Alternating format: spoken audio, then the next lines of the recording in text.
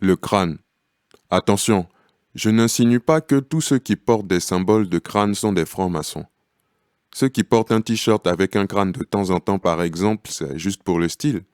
Mais quand cette symbolique est récurrente et se présente partout dans l'environnement d'une personne, ce n'est pas simple. Il y a une signification derrière ça. Regardons la récurrence de ce symbole chez DJ Arafat.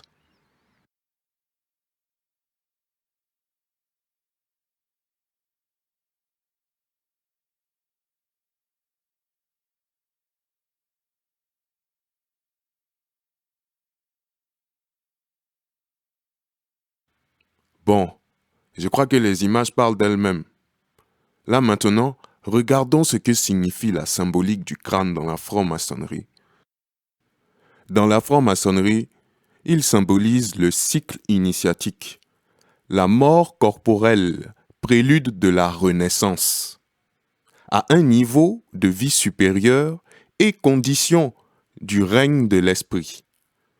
Le symbole de la mort physique, le crâne, est l'analogue de la putréfaction alchimique, comme le lombo de celui de l'Athanor, l'homme nouveau sorti du creuset où le vieil homme s'anéantit pour se transformer.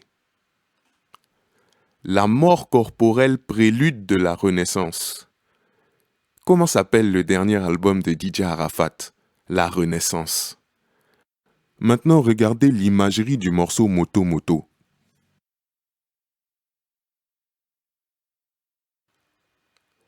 Un motard avec un crâne de mort qui représente le morceau d'un album qui s'appelle La Renaissance. Et Arafat meurt dans un accident de moto peu après la sortie de l'album. Mes chers amis, c'est pas du jeu. D'autres vont dire, mais c'est lui qui a choisi de mettre les crânes parce qu'il aime ça, c'est tout. Sachez que tout projet musical, dans son entièreté, est chapeauté par plusieurs personnes faisant partie de la direction artistique du label sur lequel se trouve l'artiste. Or, en 2014, Arafat a signé sur le label de Maître Gibbs, qui est la propriété de Universal.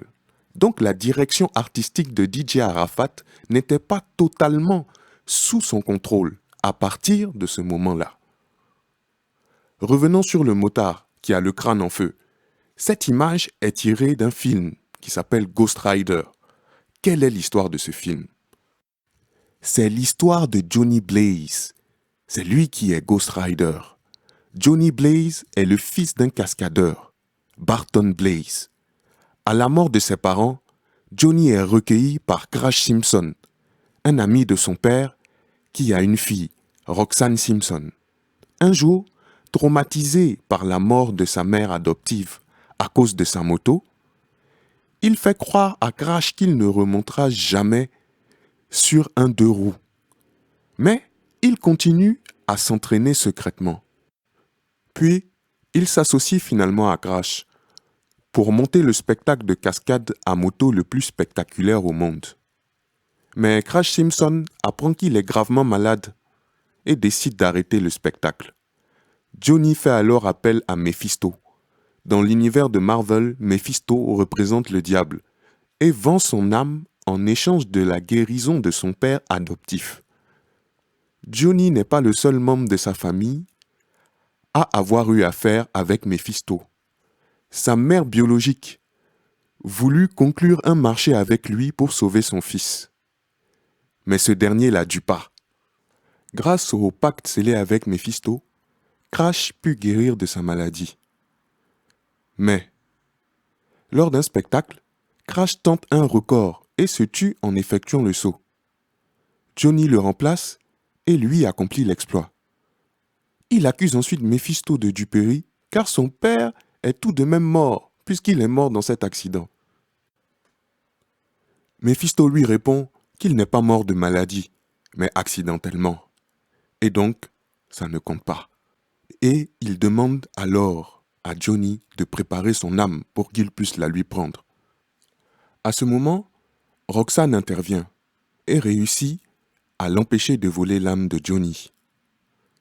Mais pour se venger, Méphisto insuffle l'esprit du démon Zarathos dans le corps de Johnny. Depuis ce jour, Johnny partage son corps avec ce démon, qui la nuit le transforme en squelette enflammé luttant contre la violence urbaine, chevauchant une moto aux roues de feu et armé d'une chaîne mystique, sous l'identité de Ghost Rider. Est-ce que vous voyez un peu?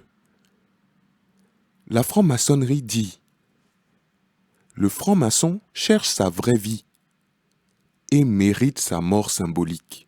Pourquoi? Parce qu'en fait, cette mort symbolique en franc-maçonnerie symbolise le passage d'un certain niveau de vie à un autre, une vie où la réussite est parfaite et inaltérable. Ainsi donc, lorsque vous entrez en franc-maçonnerie et que vous êtes à un certain niveau, vous passez par le rituel de la mort symbolique pour monter de grade et exceller dans votre domaine professionnel et dans la société. Bien sûr, c'est juste une mise en scène rituelle, faite en loge. Mais dans certaines situations, cela va plus loin. À son propre insu, l'initié ignorant de la vraie nature de la franc-maçonnerie est en fait dès le départ un mouton prédestiné au sacrifice. Dans la franc-maçonnerie, il y a deux sortes de cultes. Le culte juif et le culte égyptien. Ils attirent les adeptes africains en disant qu'en fait ce culte égyptien est la religion initiale des Africains, et ainsi flattent leur ego. C'est comme ça que beaucoup se laissent berner. Pour que leur sacrifice marche, il faut que l'initié accepte cette mort symbolique, en pensant que c'est juste de façon symbolique, alors qu'en réalité, il a accepté qu'on le sacrifie sans qu'il le sache. L'image de la pochette de l'album Renaissance de DJ Arafat le représente, lui, enfermé dans un cercle. Certains diront « Ah, mais c'est juste un clin d'œil à Léonard de Vinci et le dessin de l'homme de Vitruve. » Mais c'est plus que ça. Cela veut dire que l'esprit, le corps et l'âme de Huon Ange Didier appartient à ceux qui l'ont sacrifié au travers de ce symbole. Et la peine, le désarroi que ressentiront ses fans à chaque fois qu'ils verront cette image sera comme de la nourriture pour eux. Une fois morts, les bénéficiaires du sacrifice vont travailler avec son esprit pendant qu'il est dans l'au-delà. Plus le cœur du sacrifié est pur, plus la puissance qu'ils en retirent est grande. Je dis, les amis, c'est pas amusement. Je tenais à remercier toutes les personnes qui se sont abonnées à ma chaîne. Et pour ceux dont c'est la première fois, n'hésitez pas à vous abonner et activer la cloche de notification pour être informé de toutes mes dernières vidéos. On peut empêcher un homme de boire, mais on ne peut pas empêcher la pluie de tomber. La pluie est comme la vérité et le mensonge, comme ceux qui veulent nous empêcher de boire.